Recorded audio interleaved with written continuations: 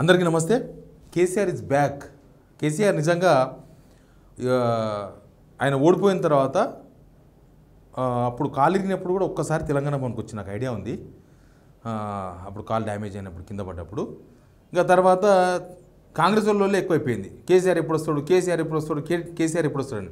నిజానికి బీఆర్ఎస్ కార్యకర్తలు కూడా కేసీఆర్ ఎప్పుడు వస్తాడని ఎదురు చూసిండ్రు. ఎప్పుడు వస్తారు, ఆయన ఏం చెప్తాడు, ఏంది అసలు. ఎందుకంటే కేసీఆర్ జనమంతా ఎదురు చూస్తున్నది రేవంత్ రెడ్డి ఏం చెప్తాడు, రేవంత్ రెడ్డి ఏం చేస్తాడని కాదు. కేసీఆర్ ఏం చెప్తాడు, కేసీఆర్ ఏం చేస్తాడని.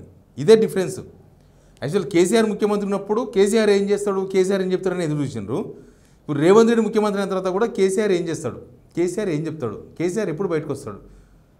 ఆయన వ్యవసాయ క్షేత్రం ఎర్రవెల్లి ఫామ్ హౌస్లో ఉన్నా జనమంతా కూడా కేసీఆర్ని తలుచుకున్నారు.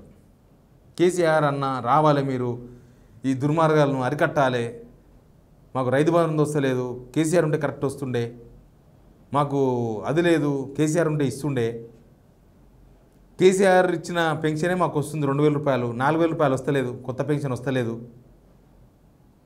ఇక ప్రతి ఒక్కరు ప్రభుత్వ ఉద్యోగులు, ప్రైవేట్ ఉద్యోగులు, రైతులు, వాళ్ళు వీళ్ళు అందరూ కేసీఆర్ని గుర్తు చేసుకోడే.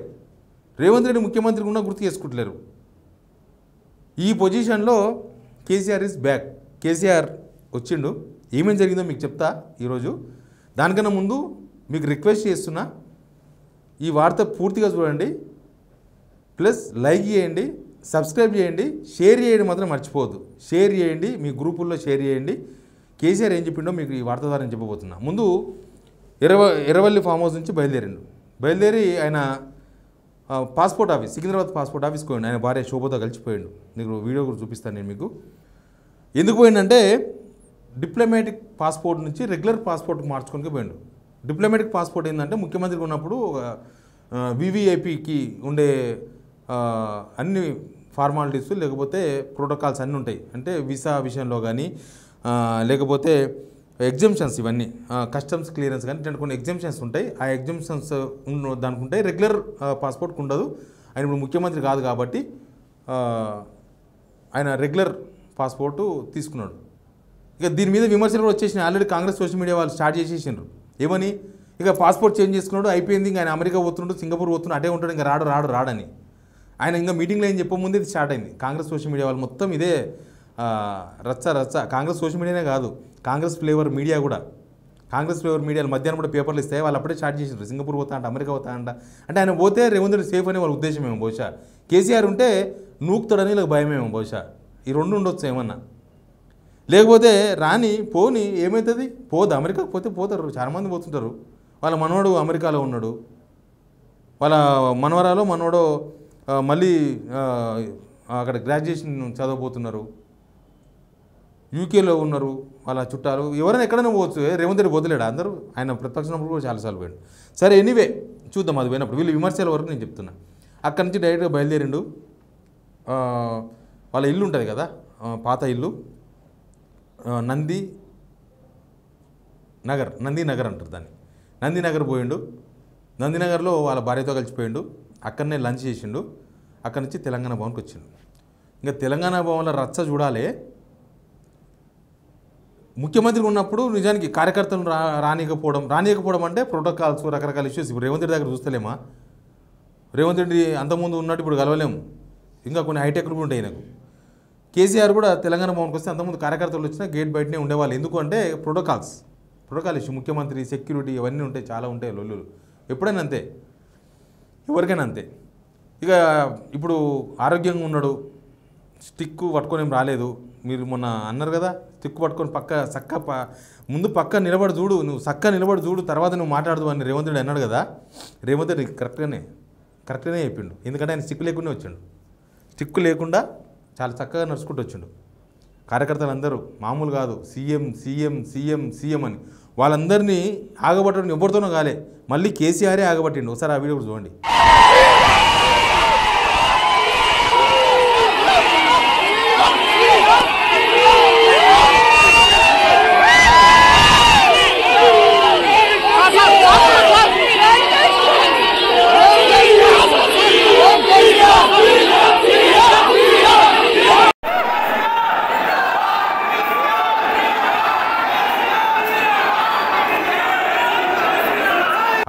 కార్యకర్తలు లీడర్లు, ఎందుకంటే వాళ్ళు బూస్ట్ నింపిండ్రు, రేవంత్ రెడ్డి బూస్ట్ నింపిండు వాళ్ళకి బూస్ట్ తినిపెట్టిండు బీఆర్ఎస్ వాళ్ళకి. ఎందుకంటే ఈయన మీద వ్యతిరేకత రావడము, ఏదో ఒక తెలియని పాజిటివిటీ బీఆర్ఎస్లోకి వచ్చేసింది.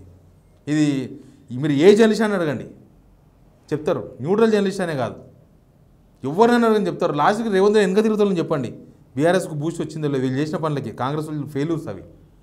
సరే అవి కూడా పక్కన పెడదాం. మీటింగ్ స్టార్ట్ అయింది.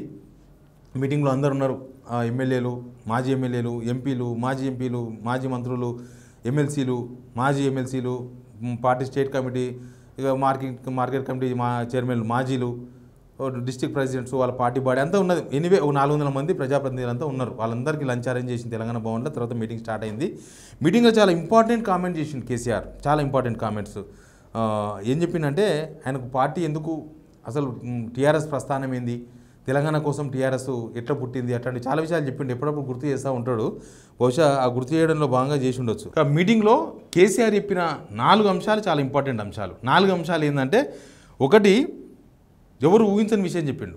ఊహించని విషయం ఏంటంటే పార్టీ మారిన ఎమ్మెల్యేల విషయంలో కేసీఆర్ సాఫ్ట్ కార్నర్ చూపించిండు. బహుశా సాఫ్ట్ కార్నర్ అంటే వాళ్ళు వెనుకకు వస్తే కూడా రాణిస్తాం అన్నట్లుగా కనిపించింది.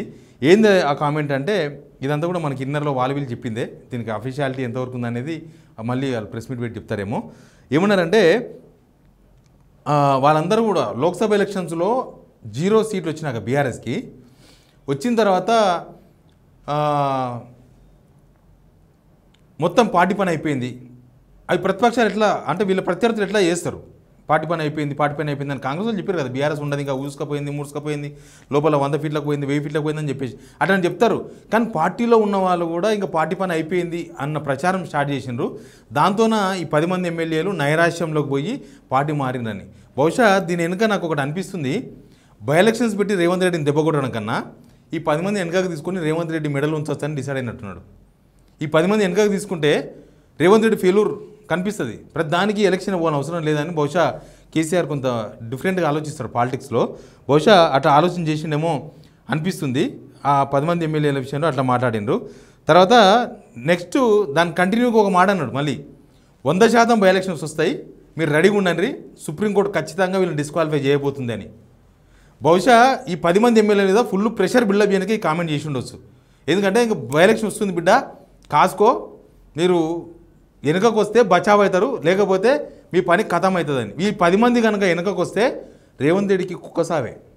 ఎందుకంటే రేవంత్ రెడ్డి అట్రప్లాప్ అని జనాలకు అర్థమైపోతుంది. పార్టీ మారిన ఎమ్మెల్యేలు మళ్ళీ వెనుకకు వస్తున్నారంటే దాని వ్యవహారం వేరే ఉంటుంది. రాజకీయాల్లో బీఆర్ఎస్కు వచ్చే లాభం కన్నా అధికార పార్టీకి వచ్చే నష్టం ఎక్కువ, ముఖ్యమంత్రికి ఎక్కువ నష్టం. ఎందుకంటే ఆయనే కండవాళ్ళు కప్పి లోపల పిలుచుకున్నాడు కాబట్టి. తర్వాత ఏప్రిల్ 10వ తారీఖున బీఆర్ఎస్ సన్నాహక సమావేశం ఉంటుందంట. ఏప్రిల్ 27న పార్టీ బహిరంగ సభ ఉంటుందంట. ఎందుకంటే ఆవిర్భావ సభ, నాకు తెలిసి ఆవిర్భావ దినోత్సవం ఆ రోజు, పార్టీ టీఆర్ఎస్ బీఆర్ఎస్ ఆవిర్భావ దినోత్సవం ఏప్రిల్ 27. ఆ రోజు సభ ఉంటుంది. పార్టీ కమిటీలు మొత్తం వేసే బాధ్యతను మాజీ మంత్రి హరీష్ రావుకు అప్పగించారు. మొత్తం కింది స్థాయి నుంచి పైన దాకా గ్రామ కమిటీలు పార్టీ నిర్మాణం మీద కాన్సన్ట్రేషన్ చేసినని చెప్పొచ్చు పక్క. ఎందుకంటే ప్రతిపక్షంలో ఉన్నప్పుడు పార్టీయే, ప్రభుత్వంలో ఉన్నప్పుడు కొంత నెగ్లిజెన్స్ జరిగింది బీఆర్ఎస్ పార్టీ విషయంలో. అందరూ ప్రభుత్వం మీద కాన్సన్ట్రేషన్ చేసిండ్రు, పార్టీని కొంచెం పట్టించుకోలేదన్న ఫీలింగ్ ఉంది. ఇప్పుడు పార్టీయే వాళ్ళకి ఇంపార్టెంట్, పార్టీయే, ఇంకా ప్రభుత్వం లేదు కాబట్టి పార్టీయే అంతా హోల్ అండ్ సోల్. కాబట్టి పార్టీని కింది స్థాయి నుంచి, గ్రామ స్థాయి నుంచి బలోపేతం చేసే అంశం మీద వాళ్ళు దృష్టి సారించినట్టుగా మనకు అనిపిస్తుంది. ఇక లోకల్ బాడీ ఎలక్షన్స్లో కూడా కాన్సన్ట్రేషన్ చేయండి. ఇప్పటికే జనాల్లో తెలుసుగా ఎట్లుందో, కాంగ్రెస్ అంటేనే ఓటేయం, కాంగ్రెస్ వాళ్ళు పోటీ అని కూడా అడగలేరు చాలామంది. అట్లున్నది సిచ్యువేషన్. ఇండిపెండెంట్గా పోటీ చేసి తర్వాత చూద్దాం ఎట్లయితుందో అనుకున్న వాళ్ళు చాలామంది ఉన్నారు.